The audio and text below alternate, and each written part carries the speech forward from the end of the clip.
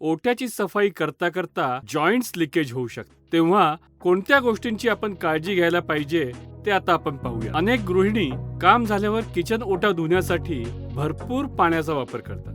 त्यामुळे जास्तीचं पाणी ओट्याखालील ड्रॉवरच्या दरवाजांवरती सांडून हे दरवाजे खराब होण्याची शक्यता असते. तसेच घासणी किंवा ब्रशने ओटा रोज घासल्यामुळे त्याच्या जॉइंट्सवरचे सिमेंट हे निघण्याची शक्यता असते. तर अशा लिकेज झालेल्या सांध्यामध्ये सिमेंट किंवा सिलिकॉन भरून हे लिकेज थांबवता येते.